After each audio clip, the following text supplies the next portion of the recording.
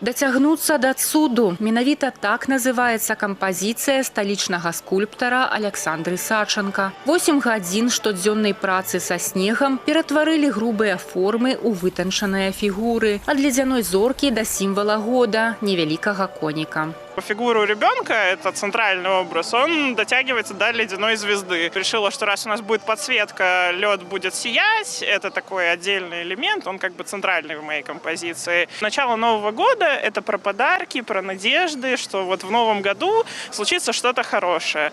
И вот ребенка окружают подарки, символ Нового года есть. Гамяльчанка Яніна Канавалова ў мастацтве больш за 20 гадоў. Працавала з керамікай, глінай і нават бронзай. Першы вопыт са снегам стаў паспяховым. Скульптар упэўнена, дапамагла родная прастора, надвор'е і дружнае кола аднадумцаў. Самый большой опыт здесь происходил. Так?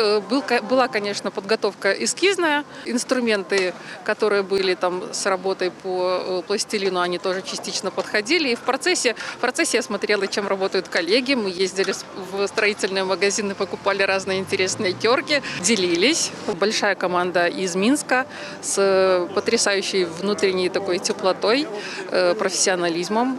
Вот это очень ценное. За стварэннем шэдэўраў на адкрытым паветры сачылі гамяльчане і госці горада. Кожны дзень вакол цырка насычаны на сустрэчы з майстрамі, фотакантэнт і нават прамыя трансляцыі. Гомель сёлета накрыла снегам, а таму ідэя літаральна лунала ў паветры. Вопыт правядзення фестывалю скульптур з пяску і дрэва ў абласнога цэнтра ўжо ёсць. На будучыню у арганізатараў ледзяныя і нават каменныя творы. Унікальная экспазіцыя пад адкрытым небам праіснуе, пакуль дазволіць надвор'е. Увечары скульптуры ўпрыгожаць ілюмінацыя. Каб даўжэй захаваць далікатныя элементы, а таксама засцерагчы дзяцей ад іх падзення, аўтары рэкамендуюць не падыходзіць вельмі блізка.